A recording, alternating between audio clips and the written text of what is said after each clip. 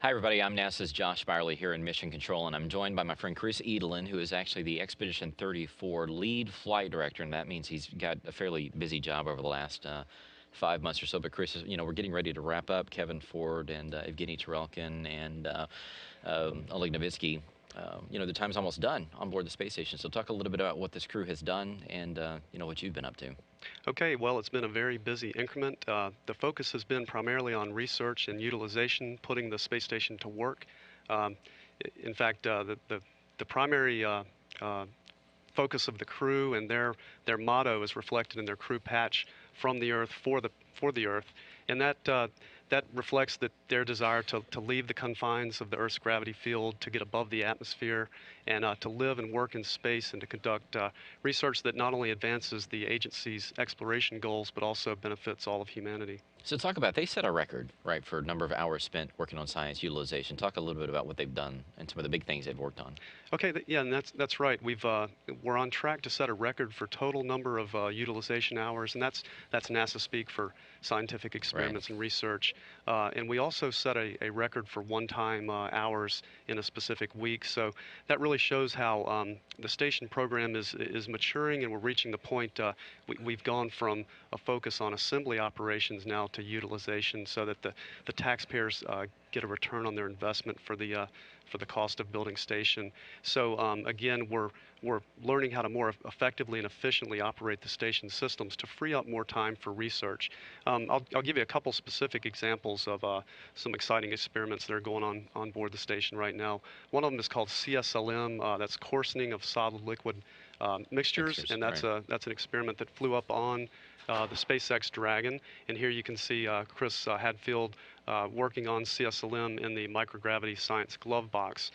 This is a materials science experiment that examines how molten metals solidify, and in the solidification process, dendrites are formed in the coarsening of Mm-hmm. the minerals.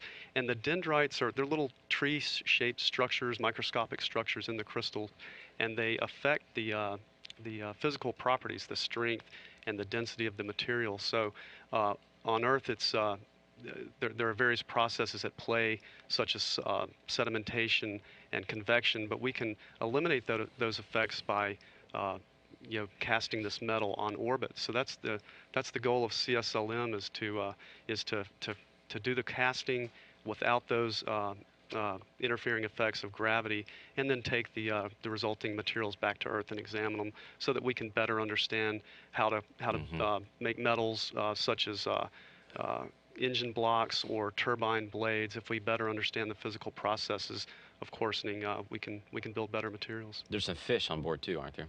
That's right. We flew up 32 Medaka fish on the 32S Soyuz back in Oh, October with the crew, and they were living in the aquatic habitat facility in the Japanese module, looks just and like an aquarium. I mean, that's right. It's a high-tech space aquarium, and so this is a Japanese experiment. The acronym is MOST, for Medaka osteoclast, and the purpose of the experiment is to study how the bones are built and destroyed in zero gravity mm-hmm. without the effects of Earth's gravity.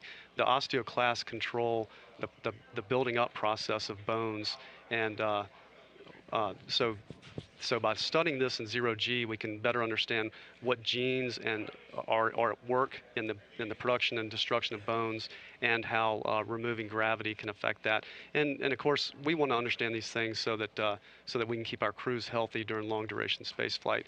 But there's all kinds of benefits and applicability to Earth for people with osteoporosis and Yeah. other bone diseases, to better understand the basic processes of how osteoclasts and osteoblasts work. So whenever you look at the 5 months you've been the lead flight director for 34, has it been busy? Has it been, I mean, has it gone by pretty quickly? How's it been? It's gone by more quickly than I thought it would, and in fact, the crew has said the same thing, Yeah. that each week seems like about a day because it just flies by. They're Yeah. very busy on board, but things have gone very smoothly. We've been able to accomplish all the research objectives that we wanted to.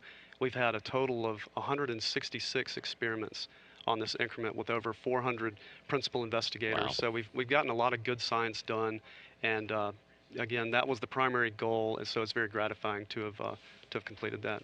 So last question for you. As you look back on the 5 months that you've spent working on this, what's been sort of the biggest. What do you think is the biggest thing that you're proud of, most proud of, and then what's been like the biggest surprise you've had?